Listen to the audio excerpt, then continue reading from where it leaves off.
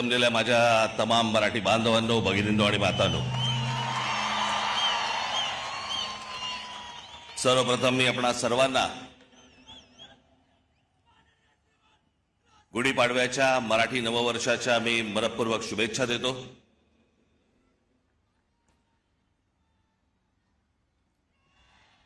9 मार्च 2006 ला पक्ष स्थापन झाला आणि 19 मार्च 2006 ला आपली पहिली जाहीर सभा याच शिवतीर्थावरती इथे झाली। आज 20 वर्ष झाली पक्षाला आणि आनंदाची आणि भाग्याची गोष्ट अशी की 20 वर्षानंतर 19 मार्चला गुढीपाडवा यावा। मी याला शुभसंकेतच पकडतो। मी हे सगळे ते निवडणुका आल्या गेल्या, झालं, शिमगे झाले, सगळं झालं। आपण जे उभे आहोत हे लक्षात ठेवा, हे महाराष्ट्रासाठी उभे आहोत। आणि मी जे बोलतोय तुम्हाला आता हे तुमच्या टाळ्यांसाठी बोलत नाहीये।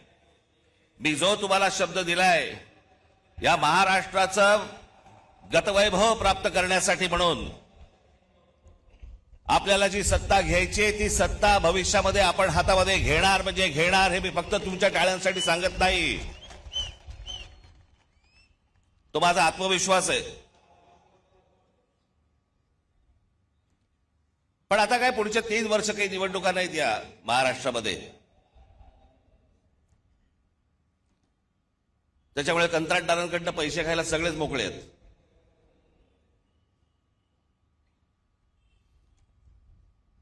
आज देशातही एक धाकधूक सुरू आहे, भीषण परिस्थिती आहे, गॅस मिळत नाहीयेत।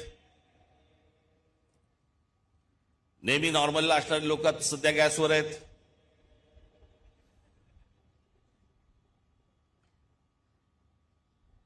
खरं तर काही गोष्टी आपल्याकडनं राहून गेल्या, आपल्या पंतप्रधानांकडनं पण राहून गेल्या। जो इराण इतकी वर्ष आपल्याला साथ देत होता, त्या इराणवरती ज्या प्रकारचे हल्ले होत आहेत आज,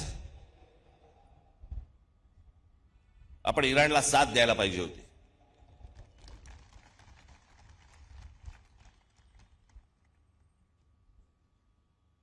या देशामध्ये येणारं सगळं बरचसं तेल हे इराणमध्ये येतं, ते आपल्याला रुपयामध्ये देतात, देत आले, पुढचं मला माहित नाही।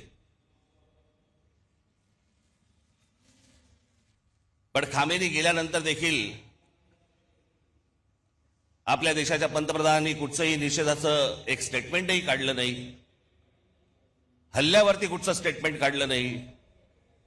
जो देश आजपर्यंत जम्मू काश्मीरच्या प्रश्नावरती देखील आपल्याला पाठिंबा देत आला, भारताला पाठिंबा देत आला, त्यांच्या मागे आपण आज अडचणीच्या काळामध्ये उभे राहिलो नाही, याचा त्रास निश्चित भविष्यात होणार आपल्याला।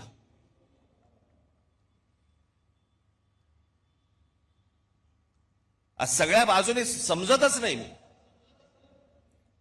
की नेमके आपण कुठे चाललो आहोत, काय चाललो आहोत। या देशामधली राज्य कुठे चालली आहेत, या देशामधली लोक कुठे चालली आहेत, प्रगती कुठे होतीये।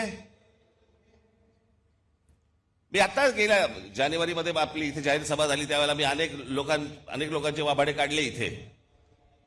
आपण पण किती अडाणी आहोत हे पण सांगितलं।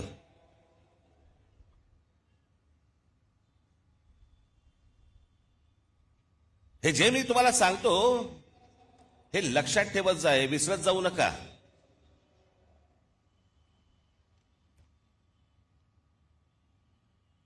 आज फुरसतीत आलायत ना, फुरसतीत आहात ना जरा।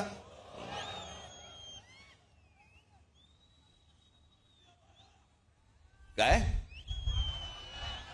उद्या 12 वाजे मी एकट्याने भाषण करत बसायचं, तुला काय बसून ऐकायला।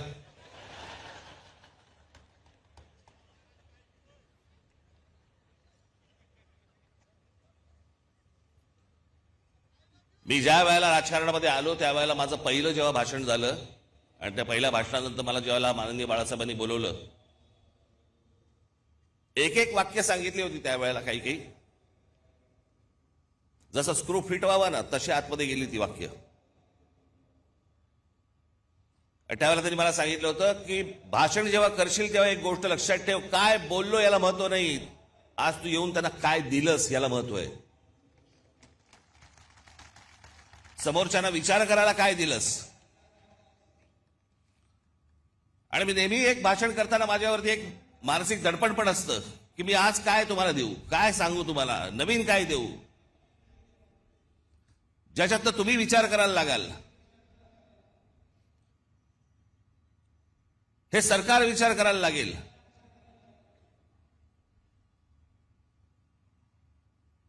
पण आज तुम्हाला सगळ्यांना, देशालाच अख्ख्या करमणुकीमध्ये गुंतवून ठेवले. करमणुकीमध्ये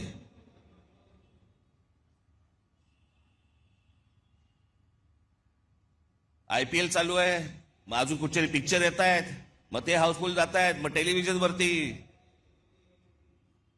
मी आज तुम्हाला सगळ्यांना एक नम्र विनंती करणार आहे, महाराष्ट्राच्या हितासाठी नम्र विनंती करणार आहे.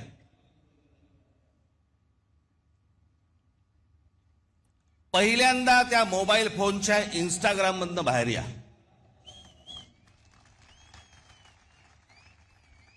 सकाळी संडास नाही, लवकर बाहेर याल. अहो मध्यंतरी ते आमचे ते काही ते रील बाज वगैरे सगळे आले होते, मी माझ्याकडे नव्हतं ते मोबाईलवरती, ते टाकलं, ते गुंतायला होतं त्याच्यात. मी मागे म्हटलं होतं ना, ते डान्स बार बंद झाले ना त्याची लक्षणं आहेत ती. तिकडे ते बंद झालं, इथे मोबाईलवर सुरू झालं.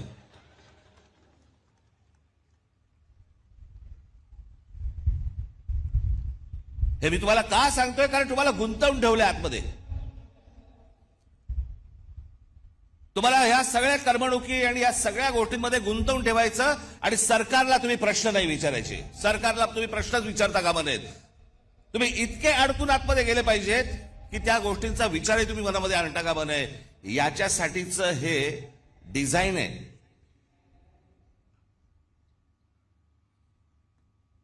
हे फक्त भारतात सुरू नाही आहे, जगभर सुरू आहे की सरकारांना प्रश्नच विचारू नयेत आणि तुम्ही अडकून राहावं.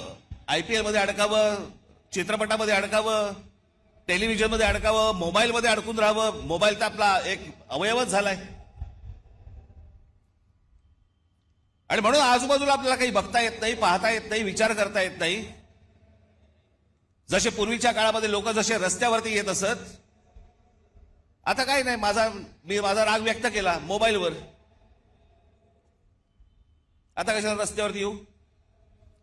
हे तुम्हाला गुंतवून टाकणं आहे. आणि मग महाराष्ट्रामधले जे प्रश्न आहेत, महाराष्ट्रातले जे सत्ताधारी आहेत, यांना प्रश्नच विचारायचे नाहीत. एका बाजूला आमच्या टेलिव्हिजन चॅनलवाल्यांची वाट लावून ठेवली आहे. सारखा वरून दबाव, सारखा वरून दबाव. ही बातमी टाकायची नाही, या बातम्या करायच्या नाहीत, ही करायची नाही, सरकारला विरोध करायचा नाही, विरोध केल्या बातम्या बंद करू, तुमच्या जाहिराती बंद करून टाकू, नोकरीवरून काढून टाकू. त्याच्यामुळे तुमच्यापर्यंत बातम्या पोचवायच्या नाहीत खऱ्या. हे अशा एका विचित्र परिस्थितीमध्ये देश अडकलेला आहे, हे राज्य अडकलेले आहे, सगळेच अडकलेले आहोत. अर्थात अशा काही गोष्टी ज्या होतात ह्या काही कायमस्वरूपी बसत नसतात. खालून काठी नाही बसली तर वरून बसतेच.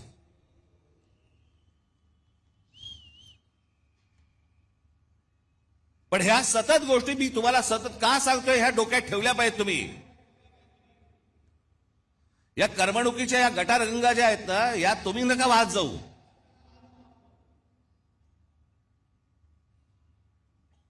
उद्या काय आपल्या आजूबाजूला निघून गेलंय ना कळणार पण नाही, थांग पत्ता पण लागणार नाही तुम्हाला, कारण आम्ही अडकले मोबाईलमध्ये.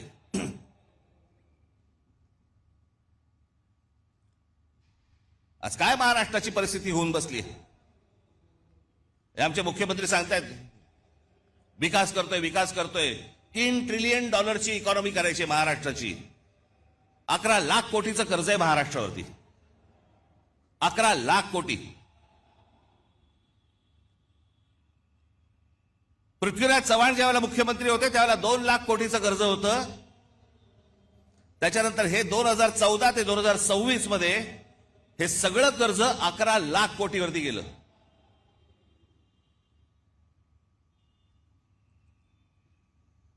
शहरांची अवस्था बघा.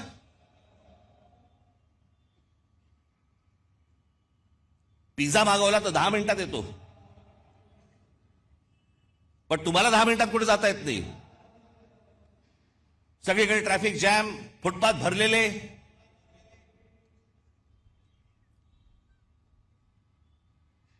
काय आयुष्य नावाची काय गोष्ट असते की नाही? एखाद्याच्या तुमच्या मनात येते की नाही की माझं काय आयुष्य आहे?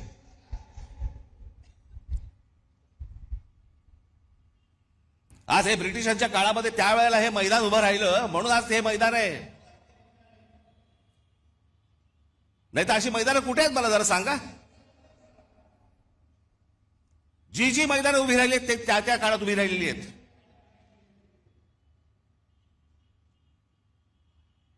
आपण काय मुलांसाठी काय करतो? लहान लहान मुलांसाठी काय बागा तरी तयार करतोय का आपण? त्या बागा बघितल्यानंतर तिकडे जावंसं तरी वाटतंय का?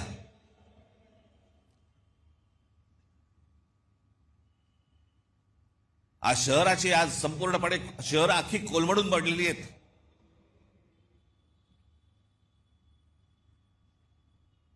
मी मध्यंतरीच मुख्यमंत्र्यांना भेटलो, उपमुख्यमंत्र्यांनाही भेटलो. या शहरांचा ट्रॅफिकचा प्रश्न, गाड्या, उद्या मी तुम्हाला सांगतो अशी जर परिस्थिती जर अजून 5-10 वर्ष राहिली ना, घरातनं निघाल आणि तिकडेच असाल, हलता येणार नाही तुम्हाला. सगळंच गमावून बसतोय आपण, सगळं आपल्या हातातनं गमावून बसतोय.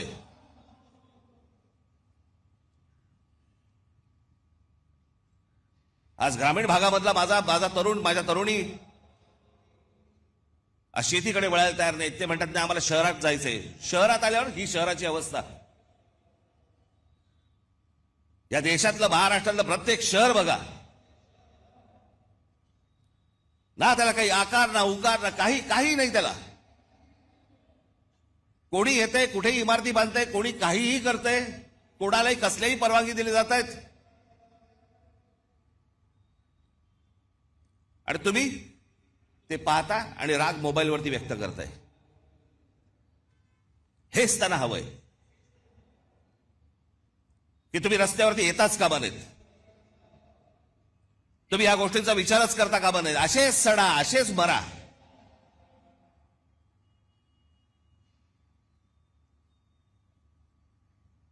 तीन वेळा आजपर्यंत कर्जमाफी झाली शेतकऱ्यांची, 3 वेळा. पण या देशामध्ये सर्वाधिक शेतकरी आत्महत्येचा आकडा महाराष्ट्रात आहे.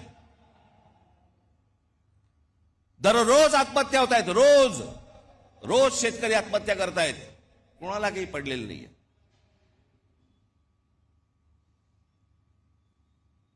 हे इथे तुमच्यासाठी कोस्टल रोड बांधतायत, आम्हीच त्याची स्तुती करतो. आमचा मराठी माणूसच स्तुती करतो. छान झालाय ना रस्ता, अरे तो तुझी वाट लावायला झालाय. तुला कल्पना नाही तो रस्ता कशासाठी झालाय. तो तुमच्यासाठी झालेला रस्ता नाहीये. तो बाकीच्या आत येण्यासाठी आणि तुम्हाला बाहेर जाण्यासाठीचा रस्ता आहे तो. आम्हाला जो अंदाज येत नाही, आमच्या दरवाज्यावरती जोपर्यंत टकटक होत नाही तोपर्यंत आम्हाला समजतच नाही. आज सगळ्या शहरांमधल्या सगळ्या जमिनी चालल्या आहेत. हे अडाणी सारखे उद्योगपती सगळे घेत बसले, सरकार न बघता सह्या करतंय. हा सगळा पाडा मी मागच्या वेळेला वाचला होता. त्याच्यात आपण महाराष्ट्र म्हणून आपलं महाराष्ट्राचं स्वतःचं अस्तित्व गमावून बसतोय, आपली महाराष्ट्राची ओळख गमावून बसतोय, आपली भाषा गमावून बसतोय. मी मागे पण सांगितलं होतं ना, एकदा ती गोष्ट हातातनं गेली की परत येणार नाही. भाषा संपली म्हणून अनेक देश संपलेले आहेत या जगामध्ये. तुम्हाला जग ज्याला म्हणतं की तुम्ही कोण आहात, मराठी माणूस आहात. मराठी माणूस आहात म्हणजे कोण आहात? मराठी भाषा बोलणारे आहात म्हणून तुम्ही मराठी माणूस आहात.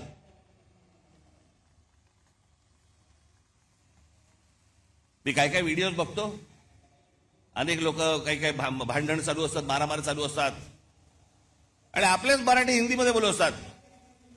हिंदी मत बोल ना, हिंदी मत. अरे मग तू काय करतोय?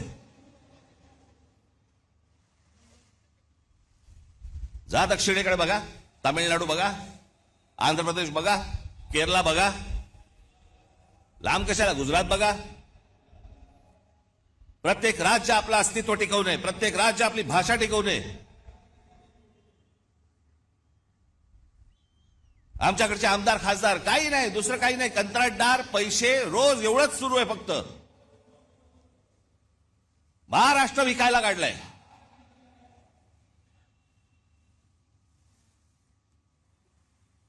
आज मुख्यमंत्र्यांकडे गृह खातं आहे. संपूर्ण महाराष्ट्रभर सगळ्या ठिकाणी ड्रग्ज विकले जात आहेत. शाळांमध्ये ड्रग्ज जात आहेत, कॉलेजमध्ये ड्रग्ज जात आहेत. तरुण तरुणी सगळे व्यसनाधीन होत आहेत ड्रग्जच्या आहारी लागून. काय करणार आहोत काय महाराष्ट्राचा? पण ग्रामीण भागामध्ये प्रगती होत नाही. ग्रामीण भागातली माझी मुलं मुली आज इथे शहरामध्ये येतात, शहरात बकाला पडलेली आहेत, शहरामध्ये ड्रग्ज मिळत आहेत, लहान लहान मुली आणि लहान लहान मुलं पळवली जात आहेत. माझ्याकडे तर एक आकडा आहे,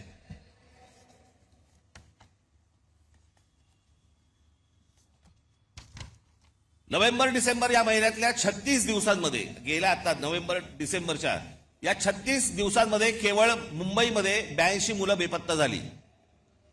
जानेवारी ते नोव्हेंबर 2025 या कालावधीत महाराष्ट्रातील नवी मुंबई शहरात तब्बल 499 मुलांच्या अपहरणाच्या घटना नोंदवण्यात आल्या. त्यातली 41 मुले अद्याप बेपत्ता आहेत.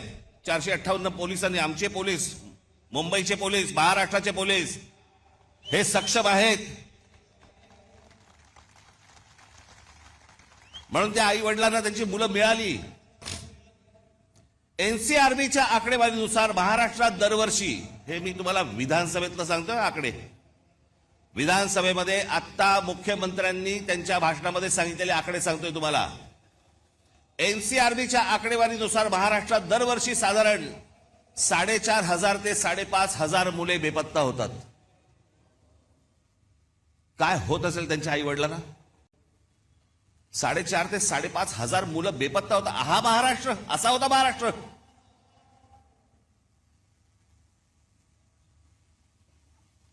दोन 2022 मध्ये 5,398 आणि 2023 मध्ये 4,619 प्रकरणे नोंदवली गेली.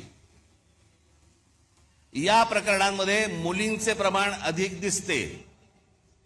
मुंबई हे सर्वाधिक प्रभावित शहर असून येथे दरवर्षी सुमारे 2,000 पेक्षा जास्त मुले बेपत्ता होतात. मुख्यमंत्री देवेंद्र फडणवीस यांनी फेब्रुवारी महिन्यात विधानसभेत दिलेल्या आकडेवारीनुसार.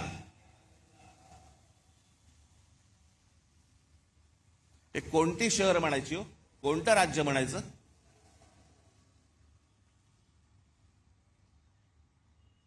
तुमच्या भाषेची हमी नाही, तुमची हमी नाही, तुमच्या पोराबाळांची हमी नाही, कशाचीही हमी नाही. अशी कुठचीही हमी नसलेलं हे या राज्यामध्ये तुम्ही राहताय आणि म्हणायचं आम्ही शिवरायांच्या राज्यात राहतो.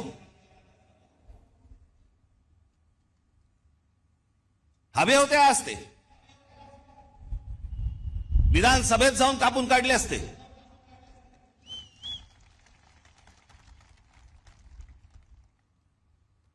पण आम्हाला माहितीच नाही. राज ठाकरे जेव्हा सांगणार आकडे त्यावेळेला आम्हाला कळणार, कारण आम्ही कशात गुंतलोय? आम्ही इंस्टाग्राम मध्ये गुंतलोय.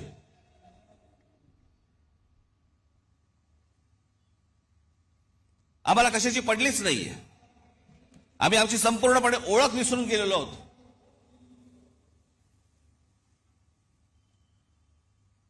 मी आज एक मुद्दामून एक गोष्ट तुमच्यासाठी आणलेली आहे. मी बोलीनच,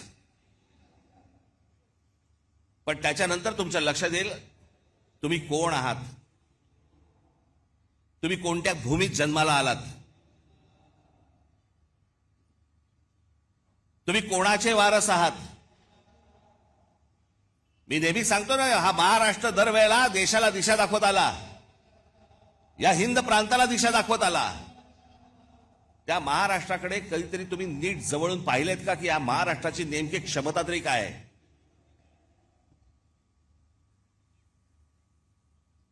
हजारो माणसं आहेत.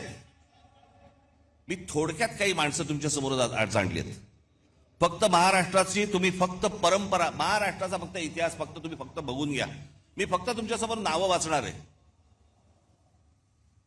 ही नावं माझं भाषण संपल्यानंतर तुम्ही कदाचित त्या युट्यूबवर जा. मुद्दा म्हणून सांगतो, युट्यूब बघा, कारण त्याच्यावरती चांगली माहिती असते, त्याच्यावरती चांगल्या डॉक्युमेंटरीज असतात, जगाची माहिती मिळते. इंस्टाग्राम नको. मी तुम्हाला आता फक्त काही माणसं तुम्हाला समोर वाचून दाखवणार आहेत जे आपण विसरलेलो आहोत. आपल्या महाराष्ट्राची ताकद आपण विसरलेलो आहोत. हा महाराष्ट्र असा का? या महाराष्ट्रामध्ये, या बाहेरच्या प्रांतांमधून लोक इथे का येतात? या महाराष्ट्रामध्ये ही महाराष्ट्राची भूमी ही कोणी मशागत केली? हा सुसंस्कृत महाराष्ट्र घडला कसा? मला असं वाटतं ही फक्त नावं तुमच्यासमोर मी पटापटा पटापटा वाचतो, तुमच्या अंदाज लक्षात येईल की आपण कोण आहोत ते. पहिली संत परंपरा दिसतंय का तुम्हाला? संत ज्ञानेश्वर, संत तुकाराम, समर्थ रामदास, संत जनाबाई, संत नामदेव, संत एकनाथ. इतिहास आमच्या जिजाऊ साहेब, या देशामधली पहिली बंडखोर स्त्री,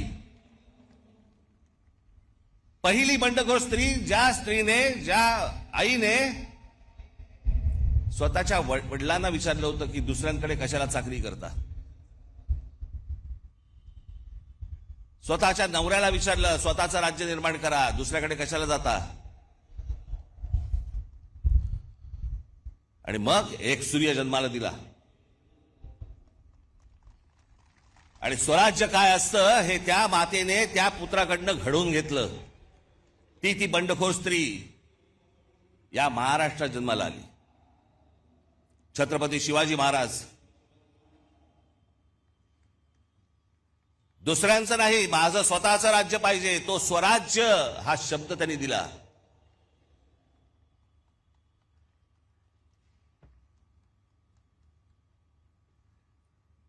छत्रपती संभाजी महाराज.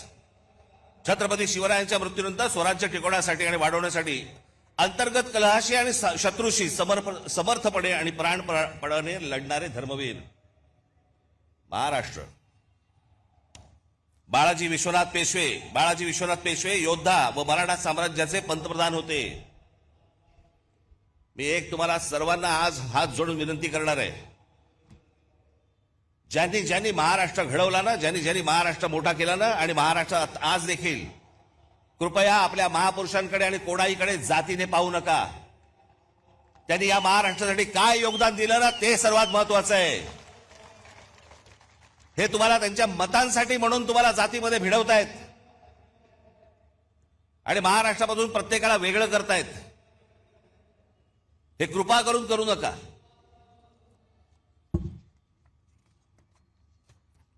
पहिले बाजीराव पेशवे छत्रपती शिवाजी महाराजांनंतर मराठी मुलखात तेवढाच आत्मविश्वास आणि स्वराज्यनिष्ठा निर्माण करणारे आणि मराठी साम्राज्याचा विस्तार करणारे. अहिल्याबाई होळकर मराठा साम्राज्य, शिंदे होळकर नागपूरचे भोसले साम्राज्य, मराठा साम्राज्य संपूर्ण हिंद प्रांतावरती वचक ठेवला. गायकवाड हे गुजरातमध्ये, या राज्याच्या जडणघडणीत गायकवाड घराण्याचा मोठा वाटा. Bank of Baroda, Baroda university आणि गुजरातमध्ये अनेक रेल्वे मार्ग त्यांनी सुरू केले. तात्या टोपे, झाशीची राणी लक्ष्मीबाई. आता ह्या 18व्या शतकातील मराठी नावं ज्यांनी मुंबईला आकार दिला. जगन्नाथ शंकर शेठ. तुम्हाला भाऊचा धक्का माहिती आहे ना? भाऊ लक्ष्मण अजिंक्य एक मराठी माणूस होता, कंत्राटदार होता, त्यांनी भाऊचा धक्का बांधला. सीताराम खंडेराव वैद्य, नाव पण माहिती नसेल तुम्हाला. सीताराम खंडेराव वैद्य म्हणजे कोण? हे जे टाटांचं ताजमहाल हॉटेल उभं आहे ना, या ताजमहाल हॉटेलचे आर्किटेक्ट.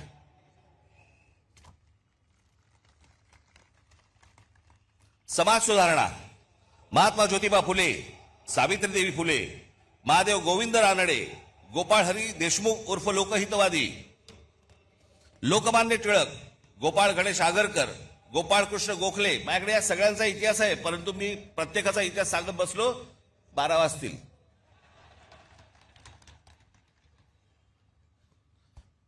गोपाळकृष्ण गोखले, शाहू महाराज, भारतरत्न डॉक्टर बाबासाहेब आंबेडकर, क्रांतिसिंह नाना पाटील, स्वातंत्र्यवीर विनायक दामोदर सावरकर, महर्षी विठ्ठल रामजी शिंदे, संत गाडगेबाबा, भारतरत्न महर्षी धोंडो केशव म्हणजे ज्यांनी महिलांचं शिक्षण, त्यांचे हक्क, विधवांना परत पुनर्विवाह करण्यासाठी म्हणून ज्यांनी काम केलं ते हे महर्षी धोंडो केशव कर्वे.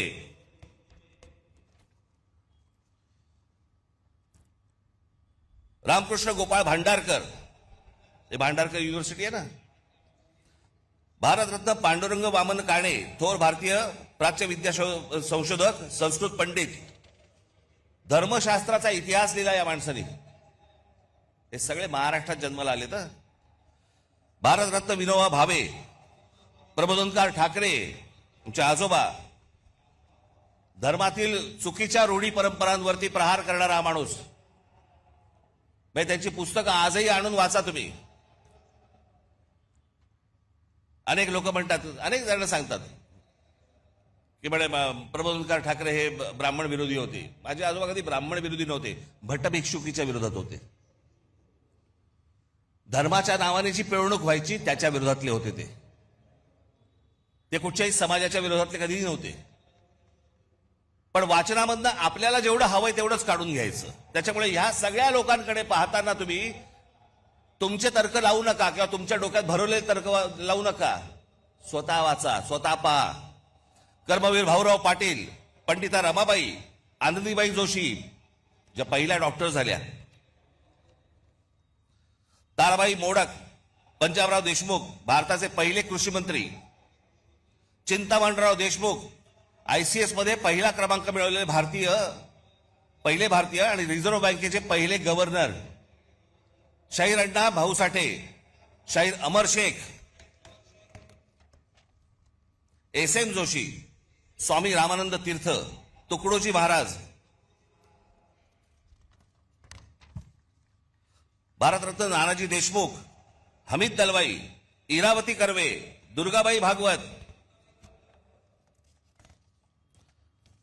बाबा आमटे, विसपागे म्हणजे ज्यांनी रोजगार हमी योजना महाराष्ट्रामध्ये आणली आणि नंतर ती संपूर्ण देशभर गेली.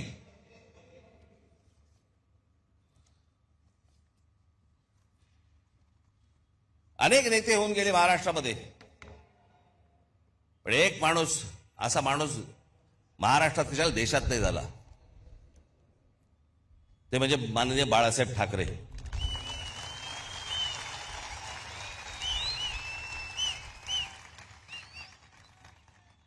मराठी माणसाच्या मनात जी मराठी अस्मितेचा जो अंगार फुलवला हा पहिला या माणसाने.